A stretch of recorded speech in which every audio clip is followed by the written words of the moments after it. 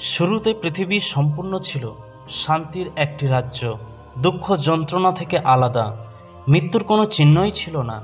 তারপর একটি সিদ্ধান্ত এলো, স্বর্গের সিংহাসন থেকে একটি আদেশ, আইসো, আমরা আমাদের প্রতিমূর্তিতে, আমাদের সাদৃশ্যে মানুষকে তৈরি করি।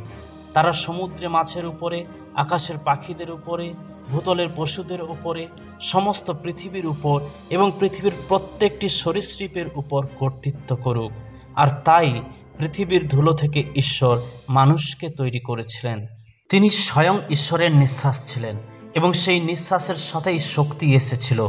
একজন শাসকের জন্ম হয়েছিল। মানুষকে দাস হিসাবে বা নিছক সৃষ্টি হিসাবে তৈরি করা হয়নি।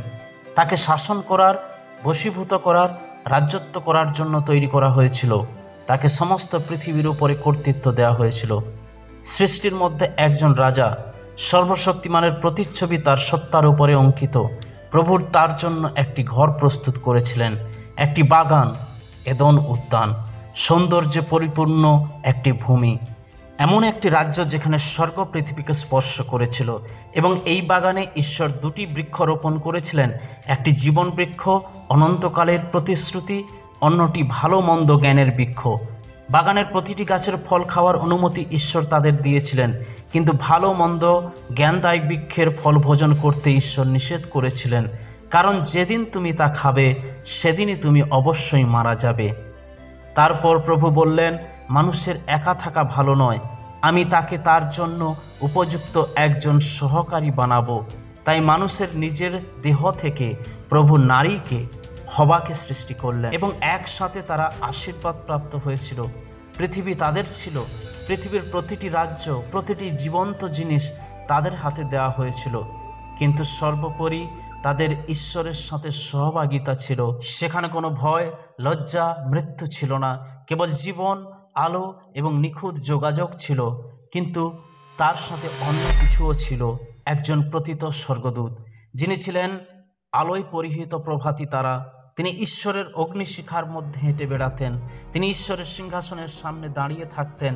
তিনিও নিখুঁত ছিলেন যতক্ষণ না তার মধ্যে অন্যায় পাওয়া গেল।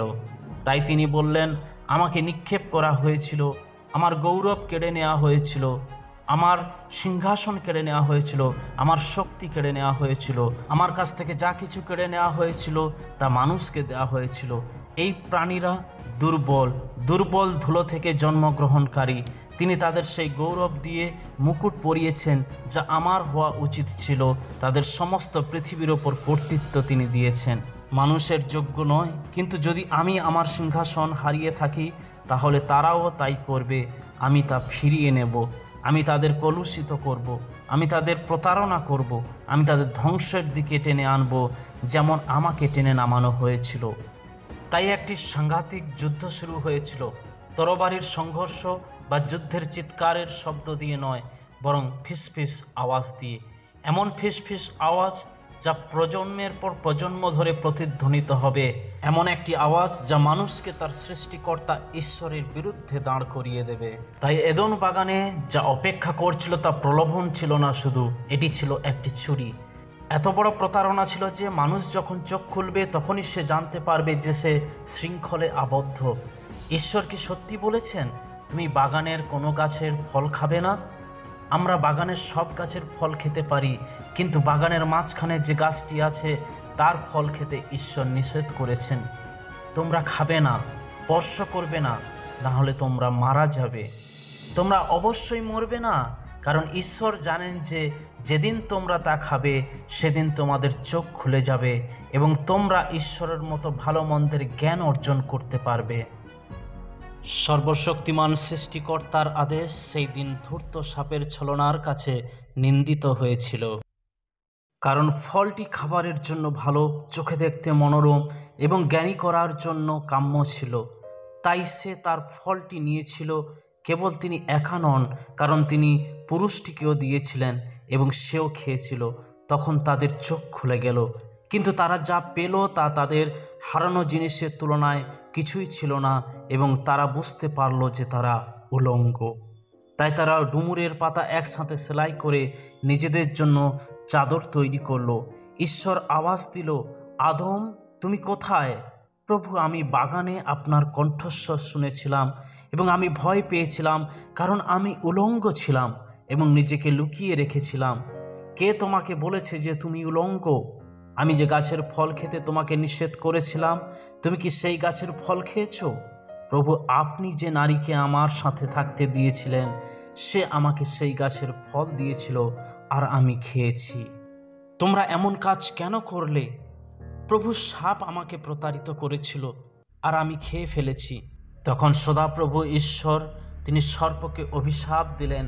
তিনি বললেন, সমস্ত গবাদি পশুর চেয়ে তুমি অভিশপ্ত এবং সমস্ত বন্য পশুর চেয়েও বেশি অভিশপ্ত।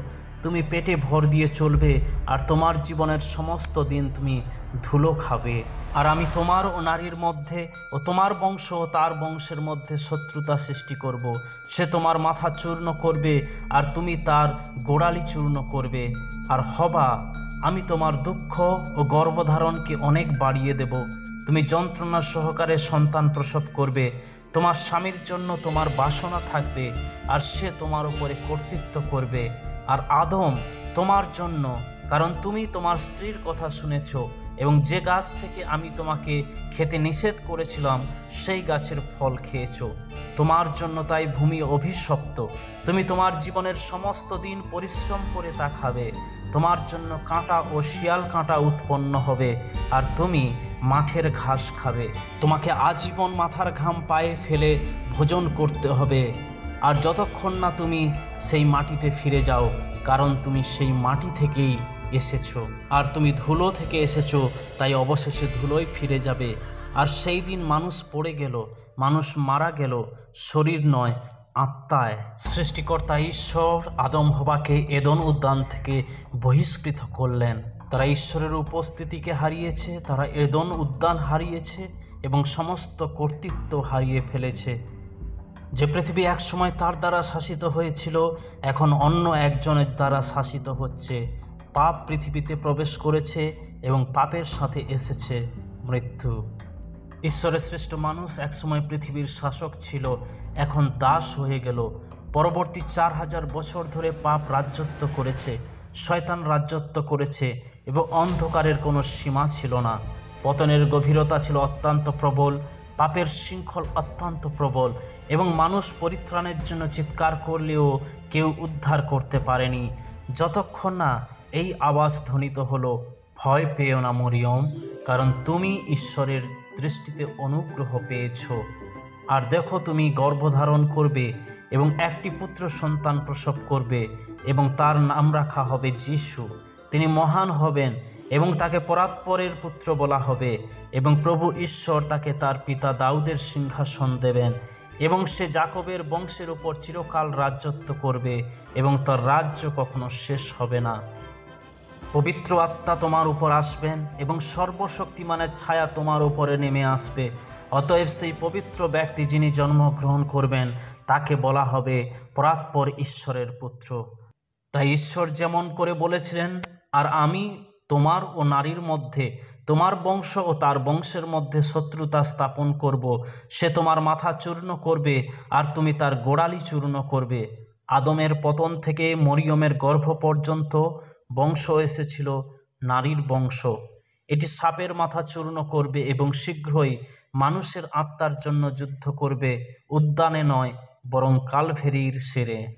মানুষ যা কিছু হারিয়েছে, শয়তানের মস্তককে চূর্ণ করে যীশু খ্রিস্ট সেই অধিকার তিনি পুনরায় ফিরিয়ে এনেছেন।